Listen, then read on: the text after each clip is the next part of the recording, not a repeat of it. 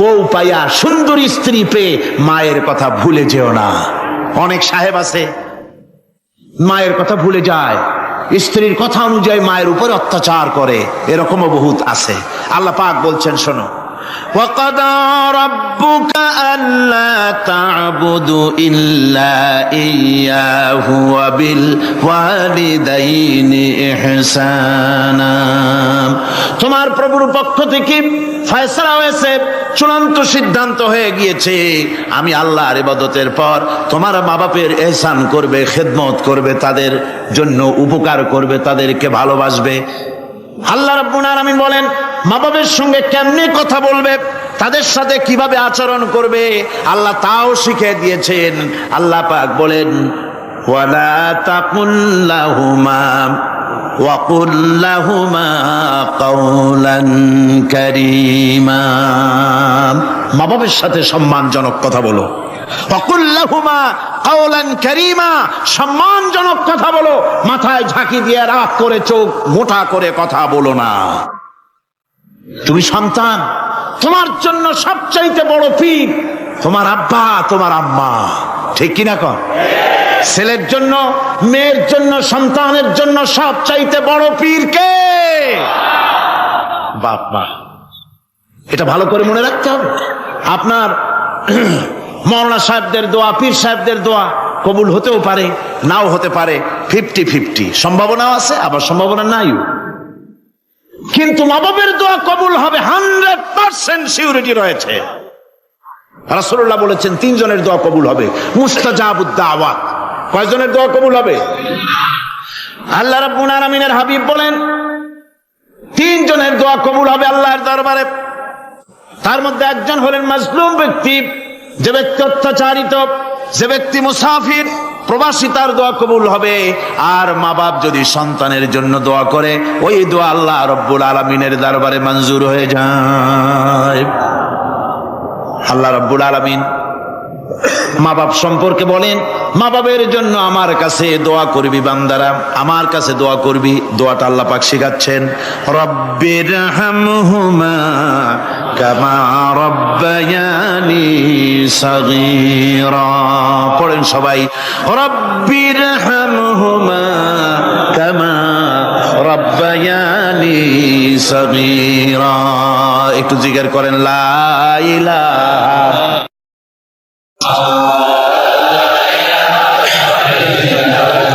লা ইলাহা ইল্লাল্লাহ, লা ইলাহা ইল্লাল্লাহ, লা ইলাহা ইল্লাল্লাহ, লা ইলাহা ইল্লাল্লাহ মুহাম্মাদুর রাসূলুল্লাহ।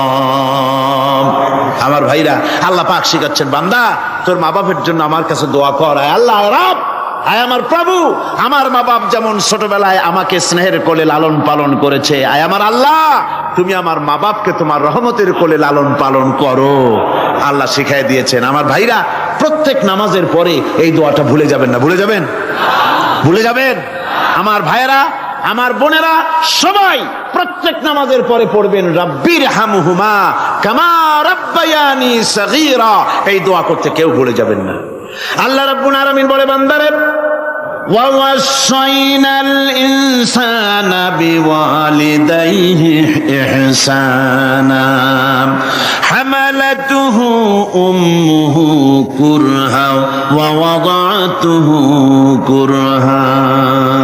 আল্লাহ পাক বলেন, আমি পৃথিবীর সমস্ত মানব মণ্ডলীকে উপদেশ দিয়েছি, মা বাপকে সম্মান করো, শ্রদ্ধা করো, তাদের উপকার করো। তার কারণ হলো তোমার মা তোমাকে গর্ভে ধারণ করেছে অত্যন্ত কষ্টের সাথে। আল্লাহ বলতেছেন, মা তোমাকে গর্ভ ধারণ করেছে অত্যন্ত কষ্টের সাথে, এরপরে তোমাকে ডেলিভারি করেছেন অত্যন্ত কষ্টের সাথে, তোমাকে ডেলিভারি করেছেন। গভীর রাত্রে মানুষ সব ঘুমায় যায়, গর্ভবতী মা ঘুমাতে পারে না, সন্তান পেটের ভিতরে হাঁটু দিয়া গুতা মেরেছে, পা দিয়া লাথি মেরেছে। মা চরম শীতের রাত্রে, প্রচন্ড শীতের রাতে গায়ের লেপটা সরায় দিয়া মা একবার দাঁড়ায়, আর একবার বসে, একবার দেওয়ালের সাথে হেলান দিয়া দাঁড়ায়। কষ্ট করে রাতটারে কাটায় দেয়, আবার সারাদিন সংসারের জন্য কাজ করেছেন, রান্না বান্না করেছেন মা, সকলকে খাওয়াইয়া মা শেষের দিকে খেতে গেছেন। যখন নিজে খেতে গেলেন, খাবারের ক্ষুধা নিয়ে পেট ক্ষুধা নিয়ে খেতে বসেছেন, পেটের ভিতরে সন্তান লাথি মেরেছে, পেটের মধ্যে ঘুষা মেরেছে, হাঁটু দিয়া গুতা মেরেছে, ভরা পেটে পেটের ভিতরে সন্তান গুতা মারলো হাঁটু দিয়া মাথা দিয়া, মা ক্ষুধা রয়েছে পেটে, খেতে পারলেন না, বেদনা শুরু হয়েছে। খাবারের থালাটা ঠেলে দিয়ে মা দাঁড়ালেন, বসলেন, চোখের পানি ফেললেন। এভাবে করে মা একটা দুইটা দিন নয়, 10টি মাস পর্যন্ত সন্তানটাকে পেটের মধ্যে নিয়ে, একটা জীবিত মানুষ আর একটা জীবিত সন্তান পেটের মধ্যে নিয়ে নড়াচড়া করছেন, চলাফেরা করছেন। কিতাবের মধ্যে এসেছে রাতের বেলায় মা যে ঘুমাতে পারেন না সন্তানের নড়াচড়ার কারণে, রাতভর ইবাদত করলে যত সওয়াব পাওয়া যেত আল্লাহ ওই সওয়াব মায়ের আমলনামায় লিখে দেন। সন্তান পেটে থাকার কারণে খেতে পারে না, পেট ভরে ক্ষুধায় কষ্ট পায় মা, এই জন্যে 10 মাস ধরে রোজা রাখলে যে সওয়াব হতো আল্লাহ রাব্বুল আলামিন মায়ের আমলনামায় রোজার সওয়াব লিখে দেন। 10 মাস পুরে গেল, সন্তান ডেলিভারির সময় চলে এলো, মায়ের মন বিমর্ষ, সন্তান ডেলিভারি হবে, না জানি মরে যায় নাকি, না জানি অপারেশন লাগে নাকি, কি অবস্থা হবে। মা খেতে পারে না, মুখটা শুকায়া যায়। ডেলিভারির সময় যখন আসে, মা বাবার কাছ থেকে বিদায় নিয়ে যায়, স্বামীকে একান্তে গোপনে ডেকে নিয়ে বলে, প্রাণের স্বামী, দীর্ঘদিন একসঙ্গে ঘর কন্যা করেছি, অপরাধ হয়ে যেতে পারে, আমারে মাফ করে দিও। আমার মনে হয় এবার আমি আর বাঁচবো না, সংসার থাকলো চাবি থাকলো সব বুঝে নাও, আমারে মাফ করে দিও। মা চলে গেল সতিকা গৃহে, ক্লিনিকে চলে গেল, অপারেশন থিয়েটারে চলে গেল, অথবা ডেলিভারির জায়গায় চলে গেল। ডেলিভারি পেইন শুরু হয়ে গেল, বেদনা শুরু হয়ে গেল। এক একটা বেদনা যেন মায়ের এক একটা মৃত্যু যন্ত্রণা শুরু হয়ে যায়। এমন যন্ত্রণা, প্রসব বেদনা দুনিয়ার ভুক্তভোগী মা ছাড়া আর কেউ জানে না। এই চরম বেদনার ভেতর দিয়ে, চরম কষ্টের ভিতরে মা যখন একটা বাচ্চা প্রসব করলো, জিহাদের ময়দানের মতো মা রক্তাক্ত হয়ে গেলেন, সন্তান দুনিয়ায় এলো। মা তখন অস্থির থাকেন, এত বড় বিরাট কষ্টের ভিতরে আল্লাহ রাব্বুল আলামিন বলেন, সন্তান যখন ডেলিভারি হয়ে গেল, মায়ের মনের ভিতরে আমি তখন এই ফিলিংস, এই টেন্ডেন্সি জাগ্রত করে দিই, দেখ কি হয়েছে। মা তখন দেখতে চায় কি হয়েছে। মায়ের সামনে যখন এত কষ্টের, হৃদয় বিঙ্গলন, কলিজার 32টি নাড়ি ছেঁড়া যন্ত্রণার সন্তান যখন মায়ের চোখের সামনে আসে, আল্লাহ পাক বলেন, মা যখন তার ছেলের মুখের দিকে তাকায়, মেয়ের মুখের দিকে তাকায়, আল্লাহ বলেন 10 মাসের পেটে ধরা কষ্ট আর ডেলিভারির সব কষ্ট মায়ের মন থেকে মুছে ফেলে দেই। আল্লাহ রাব্বুল আলামিন বলেন, খবরদার দুনিয়ার মানুষ, এমন মায়ের সাথে নাফরমানি করবি না, এ মায়ের সাথে নাফরমানি করবি না, মাকে সম্মান করবি, মার কাছে দোয়া চাবি। দুনিয়ায় যদি সম্মান চাও, রিজেক্ট চাও, মায়ের পায়ে ধরে কাঁদো। মায়ের জাতি অনেক সম্মান তার। রাসূল করিম সাল্লাল্লাহু আলাইহি সাল্লামকে প্রশ্ন করা হয়েছে, হুজুর খেদমত করবো কার? হুজুর কয় মায়ের। তারপরে কার? হুজুর কয় মায়ের। তারপরে কার? হুজুর বলেন মায়ের। তারপরে কার? তোমার পিতার।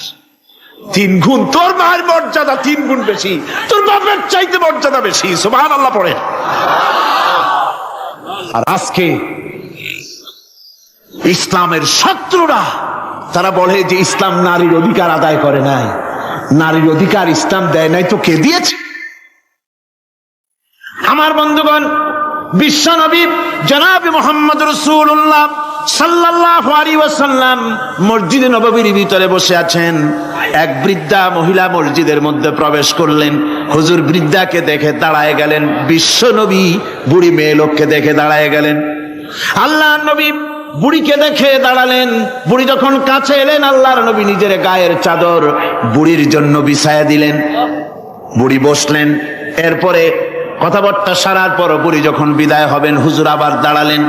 বুড়ি মহিলা চলে গেলেন। সাহাবায়ে কেরাম বলেন, ইয়া রাসূলুল্লাহ, কিছুই বুঝলাম না, একজন বৃদ্ধা মহিলার জন্য বিশ্বনবী দাঁড়ান আর গায়ের চাদর বিছান, আমরা বড় আশ্চর্য হয়ে গেলাম।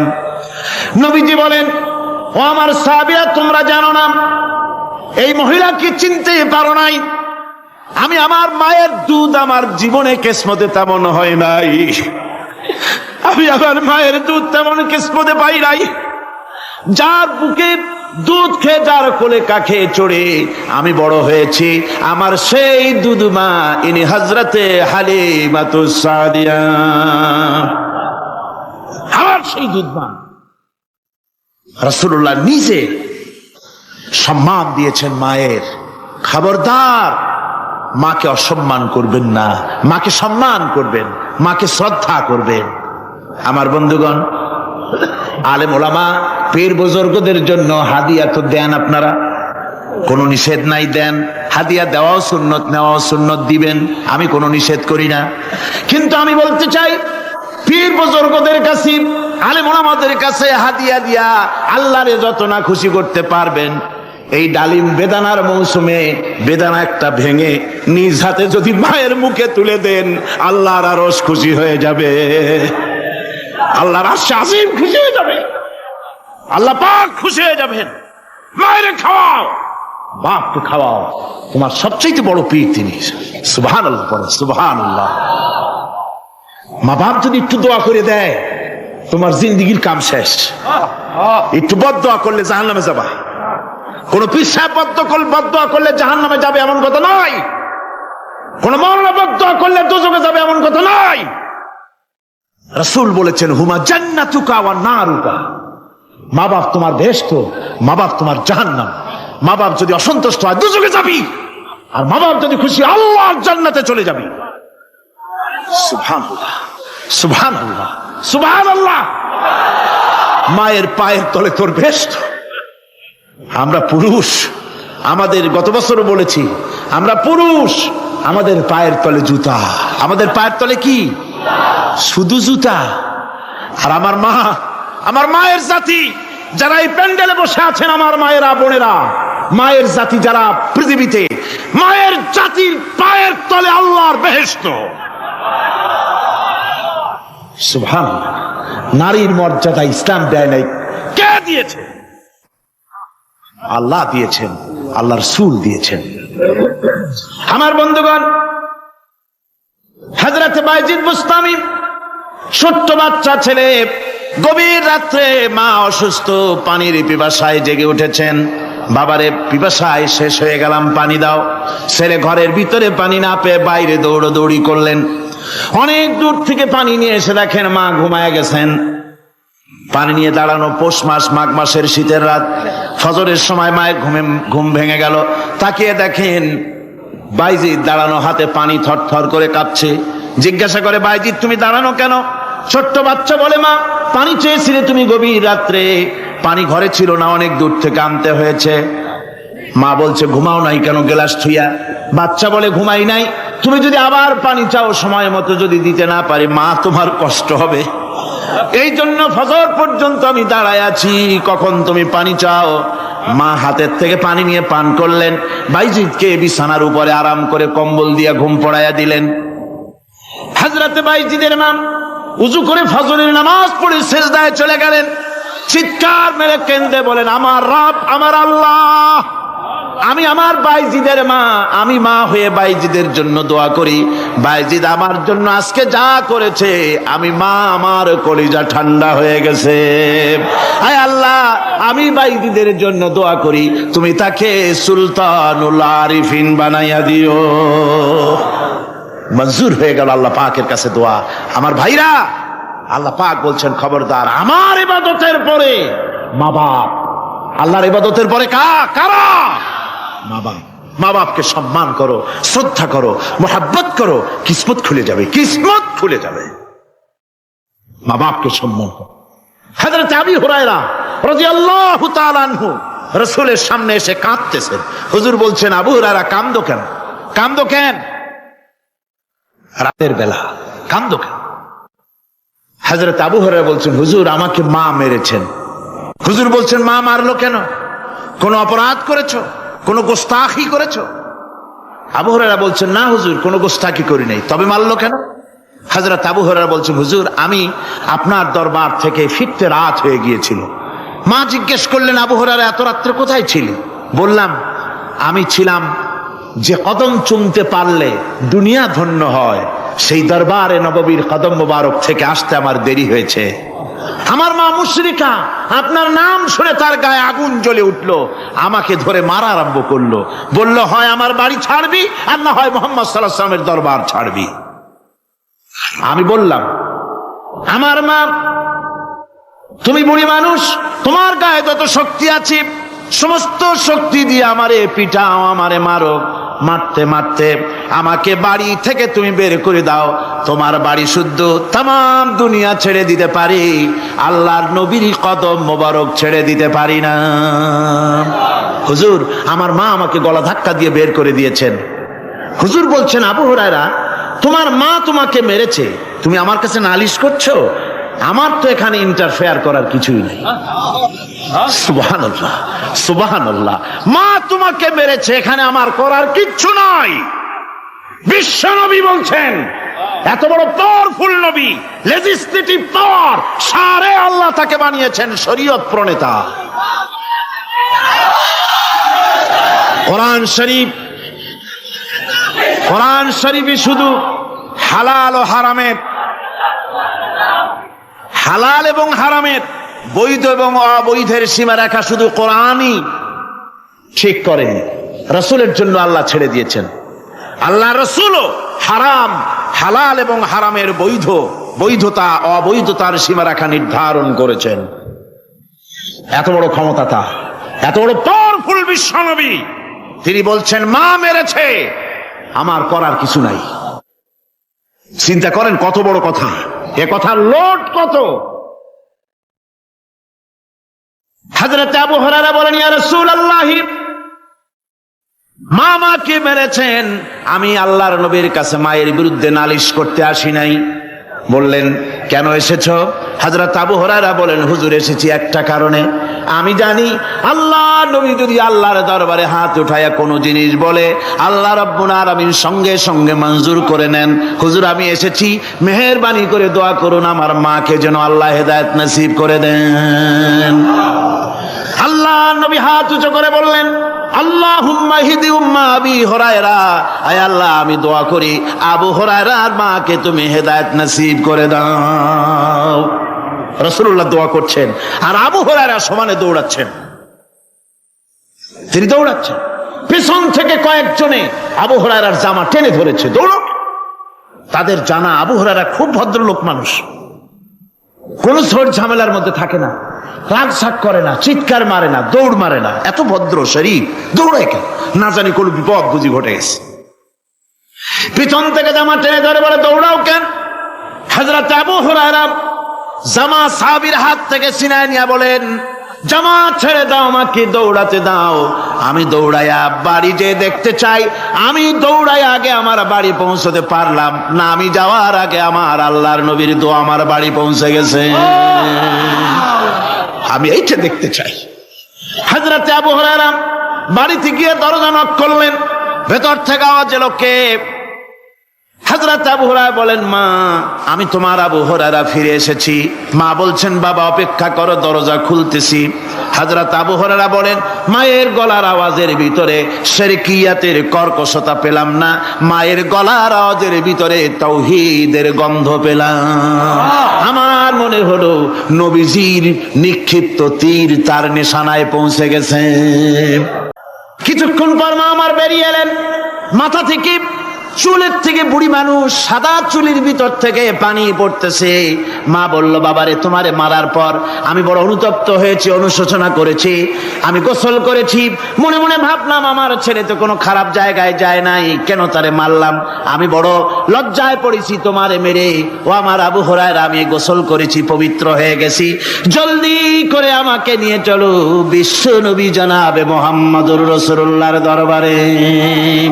হযরত আবু হুরায়রার মা ঘোষণা করলেন, আশহাদু আল্লা ইলাহা ইল্লাল্লাহু ওয়াহদাহু লা শারীকা লাহু ওয়া আশহাদু আন্না মুহাম্মাদান আবদুহু ওয়া রাসূলুহু। আমার ভাইরা, মা বাপ সবচেয়ে সম্মানের জিনিস। আল্লাহর ইবাদতের পরই মা বাপের খেদমত করতে হবে। আল্লাহ পাক বলছেন, বান্দারে দেখ, মায়ের পেট থেকে আনলাম, মায়ের বুকের মধ্যে মহব্বত পয়দা করলাম, এত মহব্বত দিলাম তোর উপরে, যে কোনো বিদেশে যান, যেখানে যান, বাড়িতে ফিরলে পরে সকলে ছেলে মেয়ে ভাই বোন সবাই দেখবে সুটকেসে আমার জন্য আনছে কি, সবাই চিন্তা করবে আমার জন্য কি এনেছে। একমাত্র মা সন্তানের মুখের দিকে তাকাবে, কখন খাইছে সে। সুবহানাল্লাহ, সুবহানাল্লাহ, আমার বাসার মুখখানা শুকনা, তুই বুঝি আজকে কিছু খাইস নাই। বিদেশে যেসব সন্তান থাকে, মা কাটা কবুতরের মতো ছটফট করে। আমার ছোটবেলার কথা আমি দেখেছি। সরসিলা মাদ্রাসা পড়তাম, আব্বা টাকা দিতেন মাদ্রাসায় যাওয়ার সময়, আবার মা আবার মুরগির ডিম বিক্রি করা, বিভিন্ন জিনিস বিক্রি করা বা বাজার করার পয়সা, উদ্বৃত্ত কিছু পয়সা আব্বার অজান্তে আমার হাতের মুঠার মধ্যে দিয়ে দিতেন। যখন মাদ্রাসার দিকে রওনা হয়েছি, পর্দার আড়াল থেকে দরজা থেকে দেখতাম, যতক্ষণ তাকায় দেখতেছি চোখ থেকে পানি দরদর করে পড়তেছে। সুবহানাল্লাহ, মা কি জিনিস! আল্লাহ আল্লাহ আল্লাহ। বিদেশে যদি কারো সন্তান মারা যায়, সবার জানার আগে কবি বলতেছেন, বিদেশে বিরাজ্য যার পুত্র মারা যায়, পশু পক্ষী না জানিতে আগে জানে মায়। মায়ের কলিজার তারে টান লেগে যায়, মা বুঝতে পারে আমার সন্তানটা নাই। আহারে মা! আমার বন্ধুগণ, মা যার বেঁচে আছে বেয়াদবি করেছেন, পাও ধরে মাপ নিয়ে নেবেন, পাও ধরে মাপ নিয়ে নেবেন। মা তো পাও ধরে দেখবেন, মাফ করে দিবে। সুবহানাল্লাহ, সুবহানাল্লাহ, কত দরদ তার বুকের মধ্যে। আল্লাহ রাব্বুল আলামিন বলেন, কুল কুনু হিজারাতান আও হাদিদ